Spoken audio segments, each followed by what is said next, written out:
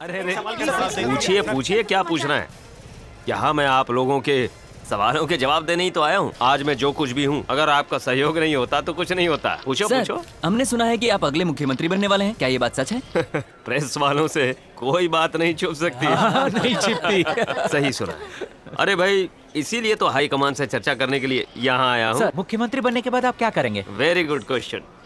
आजकल पूरे उत्तर प्रदेश में, सिर्फ यूपी क्यों, इस पूरी दुनिया में आतंकवादी कोने कोने में फैल गए हैं और हमें पहले वो खत्म करना है। और अगर मैं सच कहूँ तो उन्हें खत्म करने के लिए मैं खुद एक आतंकवादी बनने के लिए तैयार हूँ। सर, हिट लिस्ट में आपका भी नाम है, क्या आपको इससे डर नहीं लगता? जितना डरोगे वो तुम्हें उतना ही डराएंगे, सामना करोगे तो वो पीछे हट जाएंगे। और मैं सिर्फ एक ही बात कहना चाहूंगा, या तो इस देश में मैं रहूंगा या तो आतंकवाद रहेगा। क्या बात है, देखा? इसे कहते हैं नेता। जय हिंद।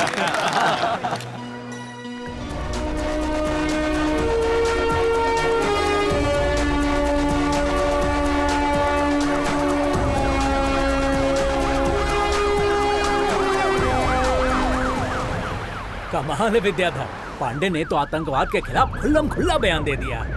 अरे बंसीधर वो छोड़ो, इन्होंने तो ये भी कह दिया कि अगले सीएम ये बनने वाले हैं। इसकी क्या गारंटी है? आपने ऐसा कैसे कह दिया? यही तो राजनीति है। लेकिन यार, महादेव मिश्रा को हाईकमान ने बुला लिया है। मैं अच्छी तरह से जानता हूँ कि उसने मैडम से बात करके मीटिंग में फिक्स कर ली है। अगर उसने अपना रंग जमा दिया तो तुम क्या करोगे भाई? ऐसा हो ही नहीं सकता। अगर वो मुझे मुख्यमंत्री नहीं बनाएंगे तो मैं हमारी बिरादरी वालों की मीटिंग बुलवाऊंगा। नई पार्टी बनाने का इरादा है? मैं क्यों पार्टी बनाने लगा? मैं उन्हें मजबूर कर दूंगा कि वो इस पार्टी के लिए कुछ ना करें। मैं पार्टी को कमजोर कर दूंगा, तब उन्हें एहसास होगा ताकतवर नेता क्या होता है। राजनीति तो कोई तुमसे सीखे। लेकिन मुख्यमंत्री बनोगे कैसे? अगर तुम्हें अपना अधिकार चाहिए तो राजनीति में अपना दिमाग लगाना जरूरी है। जरूरत पड़े तो सर भी कटाना पड़ता है। हमारे राज्य के पर्यटन मंत्री का अपहरण हो गया है। हमें इस बात का अफसोस है और इस बात के लिए हमारी सरकार आप सबसे माफी मांगती है। सुनिए मिश्रा जी, ये सब कहने से कुछ नहीं होने वाला है। सबसे पहले आप ये बताइए कि पांडे जी को अगवा क्यों किया और किसने किया? क्यों किया आपका बताना होगा। देखिए, मंत्री जी को अगवा करने वालों ने अपने साथियों को तिहाड़ जेल से रिहा करने की मांग रखी है। ये इम्पॉसिबल है सर जी। इस ग्रुप को बहुत मुश्किल से 6 महीनों की कड़ी मेहनत के बाद पकड़ा है। इन आतंकवादियों को पकड़ने में हमारे 25 जवान शहीद हो गए हैं। Sir, nobody knows our struggle. इन आतंकवादियों को पकड़ने के लिए हम अपने कई सैनिक खो चुके हैं सर। सुनो कमांडर, जो भी तुम्हारा नाम है, कमाल है, आपको हमारे मंत्री से ज्यादा अपने सैनिक ज्यादा प्यारे लगते हैं। सुन लो, हमको हमारे मंत्री जी वापस चाहिए और वो आतंकवादी चाहते हैं कि आप अफजल गुरु को छोड़ दें। छोड़ कहीं नहीं देते। मियां अध्यक्ष महोदय, आप कहा इस तरह चुपचाप बैठे हैं? अरे कुछ बोलिए इनको। इस सीबीआई वाले, ये पुलिस, ये मिलिट्री, सब फोकट का खा रहे हैं। फोकट का। ये क्या बकवास कर रहे हैं आप? जबान चलाना आसान होता है। मिलिट्री और पुलिस के बारे में क्या जानते हैं आप?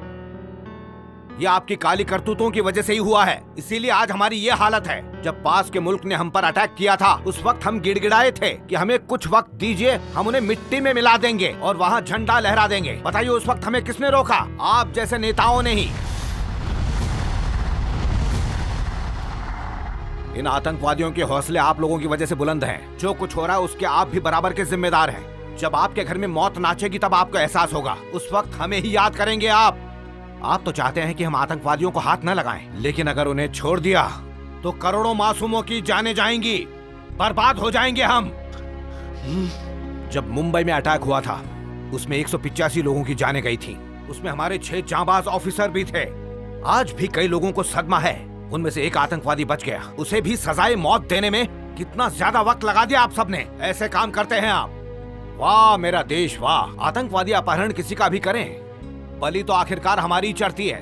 चलिए मान लेते हैं कि ये हमारा फर्ज है, लेकिन आप लोगों का कोई फर्ज नहीं है? मैदान में उतर कर दिखाइए। क्यों सांप सूंघ गया? ए कमांडर, वो हमारे नेता है, नेता। गांधी जी के जाने के बाद सबने नेहरू जी को अपना लीडर मान लिया।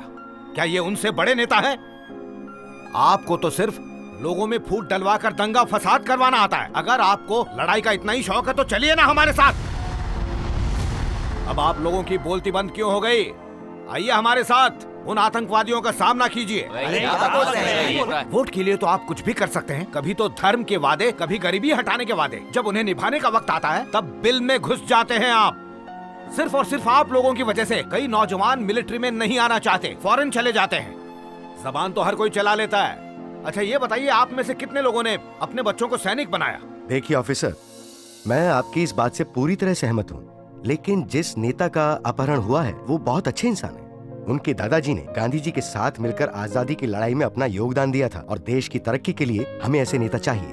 Please officer. फिक्र मत कीजिए सर, हर भारतवासी की हिफाजत करना हम हमारा फर्ज समझते हैं। हम अपनी जान पर खेलकर भी मंत्री जी को बचा लेंगे। Thank you officer, thank you very much. पर्यटन मंत्री पांडे जी का अपहरण करने वाले आतंकवादियों की मांग के अनुसार जेल में बंद उनके साथियों को रिहा करने के लिए सरकार ने आदेश दे दिए हैं। इस मिशन में हमारे जांबाज लोग जाएंगे। उनके नाम इस तरह से हैं: captain Balwinder Singh from Punjab, Velunathan from Tamil Nadu, Raghunath Reddy from Andhra Pradesh. They are trained commanders and sharp shooters.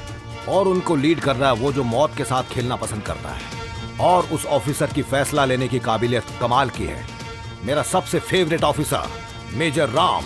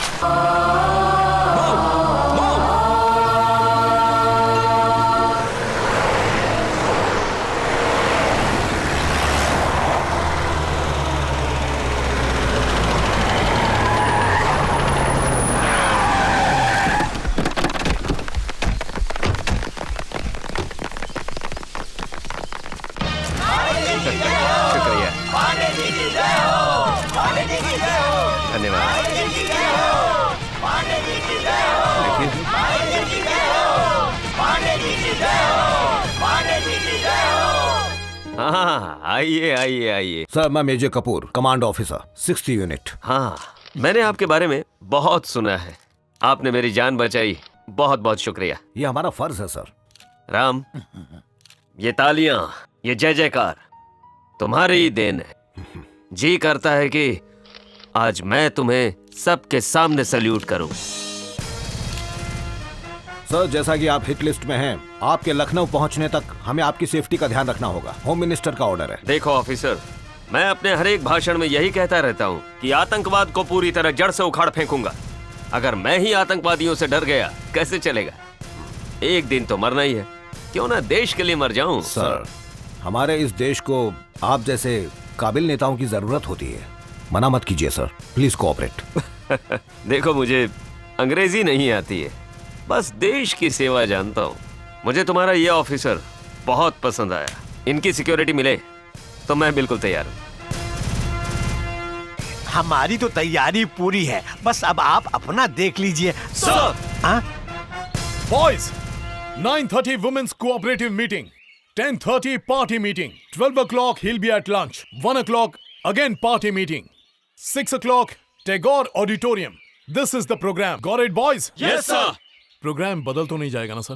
अब हम कैसे बतला सकता हूँ भाई, हमारे अनुसार तो अब तक सरकार को ही बदल जाना चाहिए था। फिर ये प्रोग्राम की क्या बात है भाई? मंत्री जी आ रहे हैं। हाँ हाँ, बोलो बोलो। हाँ, प्रोग्राम फिक्स कर लिया। हाँ हाँ हाँ।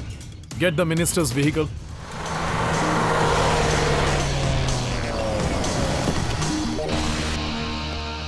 सब कुछ कंट्रोल में? Yes, sir. बहुत बढ़िया।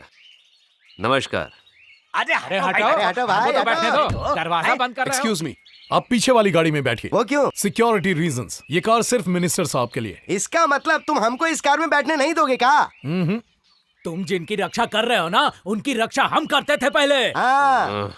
देख भाई, हम सब बचपन के दोस्त हैं। आम के बगीचे में जाके आम तोड़ तोड़ के खाते थे, वो भी चुरा के। स्कूल में छुट्टी करके सिनेमा देखने जाते थे हम लोग। नहीं, उस नचनिया राधा रानी के घर जब हम गए थे ना इसके साथ, तो पता क्या बकवास कर रहे हो अरे तुम? मैं तो इसे अपनी दोस्ती के किस्से सुना रहा था भाई। इसके बाद कुछ और सुनाया ना तो एक चांटा मारूंगा। जैसा वो कहता है जाओ करो। पहले ही बोल देना चाहिए था ना कि हमें पीछे वाली गाड़ी में बैठ के आना है। हाँ।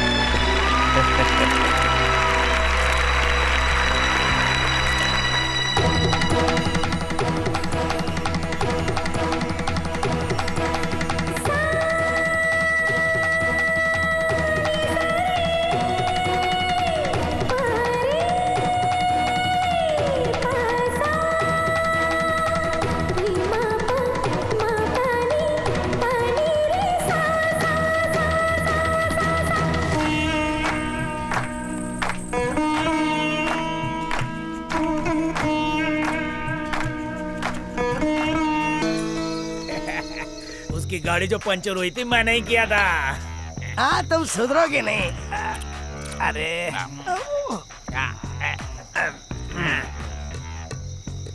हे वॉचमैन,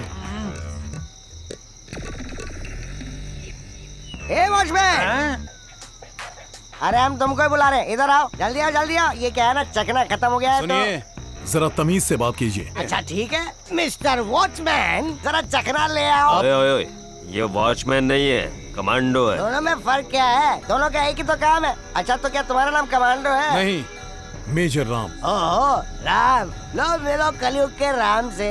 सर, इनसे बोलिए मुझसे तमीज से बात करें। तुम इससे मेरी शिकायत कर रहे हो? तुम्हें मेरा नाम पता है क्या? बंसीधर यादव। आगरा में जो बम फटे थे ना, उसकी लड़ियां इसी ने लगाई थी। वो बात और है कि सिर्फ 4 ही फटे, बाकी फुस हो गए।